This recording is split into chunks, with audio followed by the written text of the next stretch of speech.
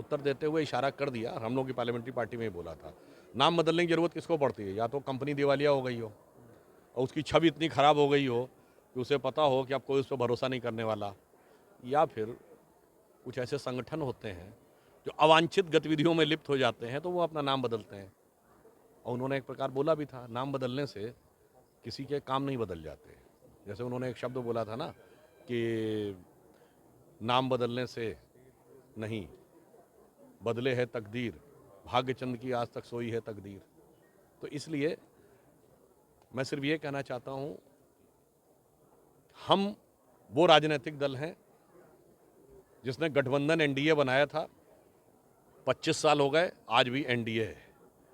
उन्होंने बनाया 2004 के बाद और मिट गए अभी तक आते आते। और एक और बात मैं ये भी ऑन द लाइटर नोट कहना चाहता हूँ, जब ये गठबंधन बना, मैं कई बार टीवी डिबेट में पूछ चुका हूँ, भाई आपके इस तथाकथित आईएनडीए को इसमें ये बताइए कि इसका हिंदी में नाम क्या है? तो साहब पहले दिन गूगल देख के भी लोग नहीं बता पाए। यानी वही सोच है, अंग्रेजी में सोचा, अंग्रेजी में एब्रीविएशन रख लिया, ये विचार ही नहीं किया कि भारतीय भाषा में उसका क्या नाम होना चाहिए। तो ये दर्शाता, इवन आप पूछें उसका फुल फॉर्म बता दो, जैसे हमारा है नेशनल डेमोक्रेटिक अलायंस, हिंदी में राष्ट्रीय जनतांत्रिक गठबंधन, उनसे इंडिया का फुल फॉर्म पूछ लीजिए तो नहीं बता पाते हैं। तो ये दर्शाता है कि मुखौटा लगा लेने से आपकी मुख की वास्तविक स्थिति नहीं बदल जाती। यूपी की बात की जाए तो अखिलेश यादव का गठबंधन जयंत चौधरी से होता है। पश्चिम यूपी के जो जाट हैं वो जयंत का बहुत अच्छा समर्थन करते हैं। क्या मानते हैं कि अगर जयंत भाजपा में आते हैं तो जाट आपके साथ आ पाएंगे? देखिए, हमें सभी समुदायों में हम वो विश्वास रखते हैं जो माननीय प्रधानमंत्री जी ने कहा है, सबका साथ, सबका विकास, सबका विश्वास और सबका प्रयास। जात बिरादरी की जो लोग बातें करते हैं उनका उद्देश्य सिर्फ समाज के अंदर इस चीज़ का विभाजन क्रिएट करना और उसमें से अपने कुछ राजनीतिक हेतु को सिद्ध करना होता है।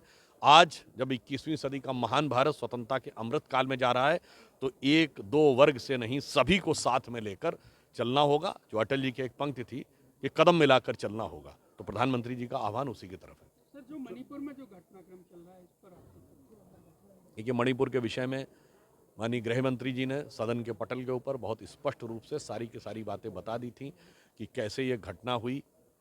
मैं यह भी बताना चाहता हूँ, 2018 में हमारी सरकार बनी, मई 2023 तक मणिपुर में किसी भी प्रकार की कोई घटना नहीं हुई। उससे पहले कभी कोई ब्लॉकेड नहीं हुआ।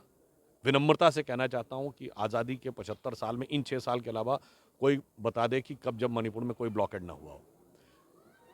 संयोग से एक न्यायालय के निर्णय के द्वारा ऐसी परिस्थिति उत्पन्न हुई और उसमें जितनी संवेदनशीलता और सतर्कता के साथ काम किया गया, परंतु आप पुनः देखिए, इतना हल्ला मचाया मणिपुर पे, और जब प्रधानमंत्री जी मणिपुर में बोलने वाले थे वॉकआउट कर गए। इसका अर्थ ये हो गया कि मणिपुर के ऊपर उनको संवेदना नहीं, सिर्फ राजनीति करती थी। They were not sensitive about Manipur, they were only indulging in the sensation. Sir, Haryana में हिंसा होती है, डबल इंजन की सरकार हरियाणा साल पहले तक राहुल गांधी को जो पूरी भारतीय जनता पार्टी पप्पू कहती थी, लेकिन भारत जोड़ो यात्रा के बाहर और अब जो संसद में वो आए हैं, तो आप इसमें कितना फर्क देखते हैं? देखिए, हम उनको कुछ नहीं कहते थे, बल्कि इसका उल्टा है। आपको याद हो, पिछले संसद सत्र में अधीर रंजन चौधरी जी ने यह शब्द प्रयोग कर दिया था कि आप लोग पप्पू समझते थे, नेता प्रतिपक्ष ने। तो गृह मंत्री अमित शाह जी ने खड़े होकर ऑब्जेक्ट किया था कि भाई इस शब्द को बाहर निकाला जाए, हम किसी माननीय सांसद के लिए इस ढंग का शब्द नहीं प्रयोग करना चाहते। और रही बात इनकी को अब आप यही समझ लीजिए, अविश्वास मत के ऊपर डिबेट शुरू करने के लिए कांग्रेस की तरफ से आधिकारिक रूप से राहुल गांधी का नाम दिया गया और उसके बाद विड्रॉ कर लिया गया। तो मतलब बहुत साफ है कि उनकी पार्टी का ही कॉन्फिडेंस उनके ऊपर नहीं है। नो कॉन्फिडेंस मोशन में कि उन्हें लगा होगा ऐसा ना सलामी बल्लेबाजी कुछ ऐसा रायता फैला दे कि बाद में मुश्किल हो जाए। और कुल मिला के अगर आप देखें तो अपने उद्बोधन में भी वो कुछ ऐसा आपत्तिजनक शब्द बोल गए, भारत माता की हत्या जैसा, जिसे एक्सपंज करना पड़ा। तो अब ये तो आप कांग्रेस पार्टी से पूछिए कि नाम आगे करके पीछे क्यों कर लिया। 24 के चुनाव में क्या मान? देखिए, हमें इस बात से कोई हमारा ध्यान नहीं है कि विपक्ष क्या कर रहा है। हमारा ध्यान है कि भारत के लिए क्या किया जा सकता है, और भारत के जन जन के मन में प्रधानमंत्री श्री नरेंद्र मोदी जी के लिए।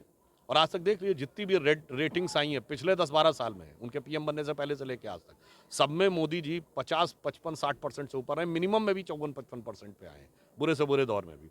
तो मुझे लगता है भारत ने तय कर रखा है कि मोदी जी के नेतृत्व में जो भारत एक नए परिवर्तन की तरफ आगे बढ़ रहा है, उस दिशा में आगे बढ़ना है। विपक्ष की लड़ाई हमसे नहीं है, वहाँ तो आपस में एक दूसरे को निपटाना है। विपक्ष का नेता किसको बनना है इस बात का, जैसे आप अभी संसद सत्र में देखिए, आम आदमी पार्टी ने कांग्रेस की बाहों में टी और दिल्ली विधेयक पर उनका समर्थन ले लिया। कांग्रेस भी सयानी पार्टी है, वो अविश्वास प्रस्ताव ले आई। अब अविश्वास प्रस्ताव में सबसे ज्यादा लीड किसको मिली? कांग्रेस को। तो कांग्रेस ने दिखा दिया राहुल गांधी जी की यात्रा किसके लिए थी? भाजपा के लिए नहीं थी, भारत के लिए नहीं थी, मोदी जी के लिए नहीं थी।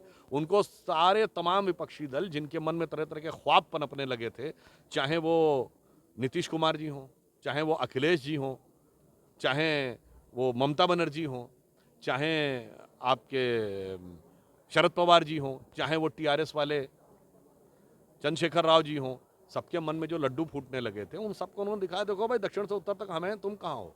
और संसद के सत्र में दिखा दिया, भाई देखो सारा तो डिबेट हमने किया, तुम कहाँ, हमारे पीछे आ जाओ। तो वहाँ पे कोई संघर्ष भाजपा से, सर वो थोड़ा सा एक बार बताइए लोग जो साइबर थाना फूका गया है, आप सोचिए साइबर थाना सामान्य पुलिस थाना तो नहीं है, न वहाँ पुलिस बल होता है, न वहाँ से लाठियाँ चलती हैं, न वहाँ से गोलियाँ चलती हैं, न आंसू गैस के गोले चलते हैं। तो हम ये माने कि भीड़ ने प्रतिक्रिया में किया हो तो तब माना जा सकता है।